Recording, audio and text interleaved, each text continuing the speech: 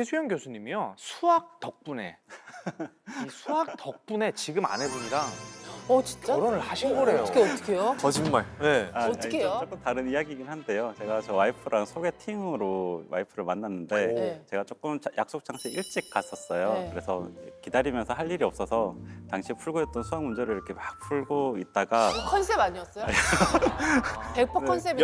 몇 살에? 7년 전쯤에 일했던 것 7년 같습니다. 전쯤에. 예, 근데 너무 집중을 하다 보니 이게 와이프 왔는데도 제가 눈치를 못 채고 있었어요. 그래서 고개를 딱 들어보니 처음 보는 여성분이 앉아 있는 거예요. 그래서 이분은 누구지?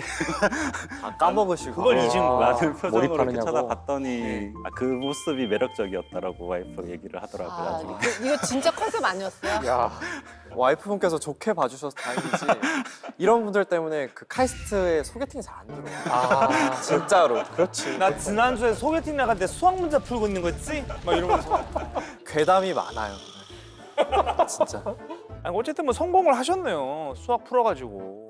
네, 어쨌든 저는 그렇게 해서 뭐 와이프 만나고 결혼까지 하긴 했는데 사실 이 수학에 이 바로 약혼자 문제라는 게 있습니다. 진짜 수학으로 이 결혼, 아주 자기의 최상의 배우자를 만날 수 있는 그런 방법이 있습니다. 어머나. 어떻게요?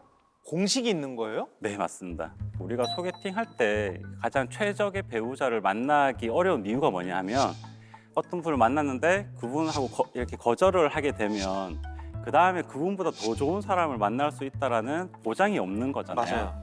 자기가 누군가를 만났는데 이분이 과연 내 평생의 배우자일까? 내 평생의 짝일까? 라는 그 확신을 어떻게 가질 수 있느냐 하는 그 문제를 수학으로 해결을 할 수가 있습니다. 그런 걸 왜 수학으로 해요? 수학으로 하지 마세요. 아, 이거는 저도 약간 의아한 부분이.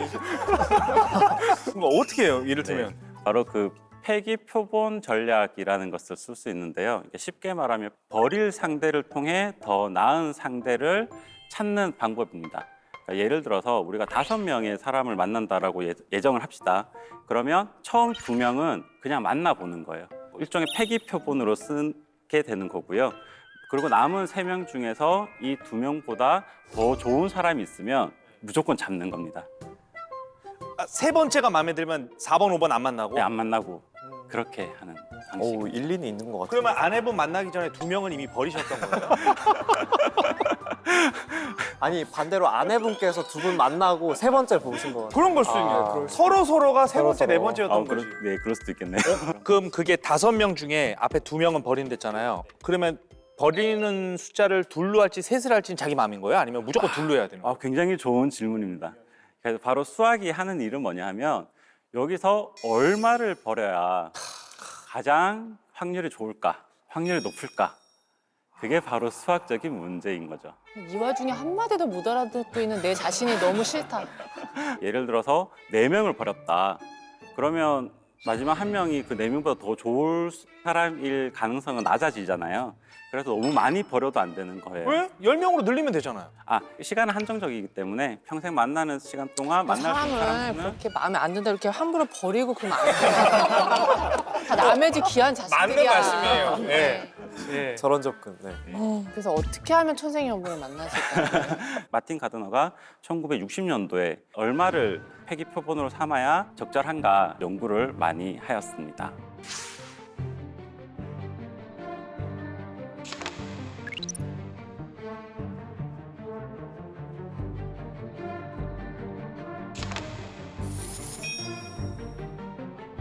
그 2라는 수가 2.71 정도 되는 그런 어떤 상수입니다.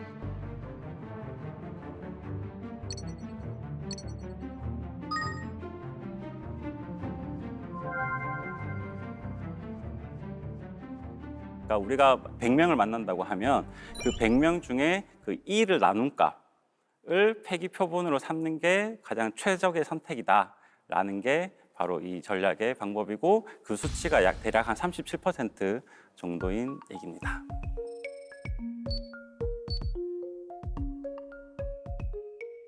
제가 예를 들어볼게요. 네네네. 그러니까 성범 씨가 만약에 앞으로 그 30명을 만날 계획이다. 에휴, 물론 30명만. 이런 숫자는 이렇게 딱 나오진 않지만 30명이라고 해볼게요. 그러면은 37%라 그랬으니까 대략 11명쯤 나와요. 그러니까 11명은 내가 데이터로서 내가 어떤 사람을 좋아하는지를 모르잖아요.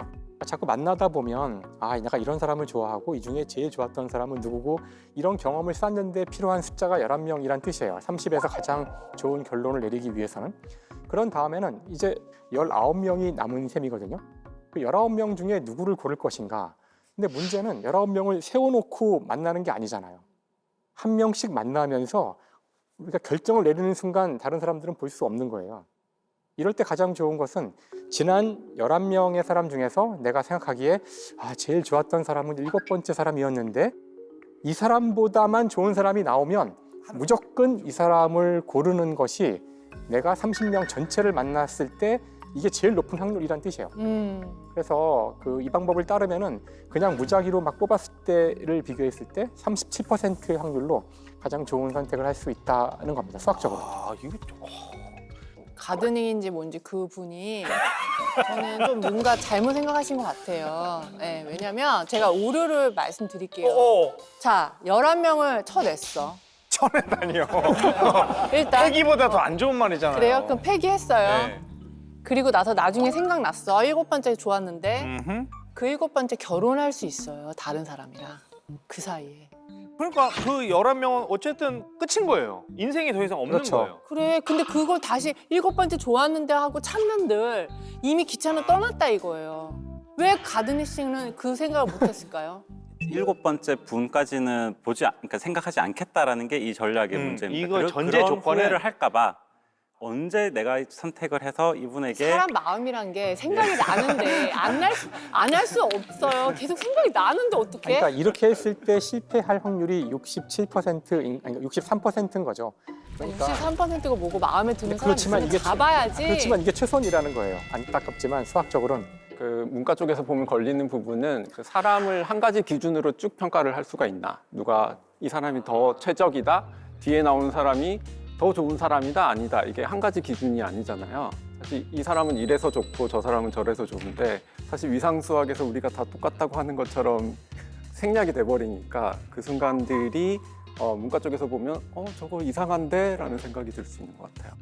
예를 들어서 면접을 본다고 한번 생각해 보겠습니다. 네. 100명을 면접을 본다고 했을 때 너무 앞에서 선택을 하지 말고 조금 미루라는 얘기입니다.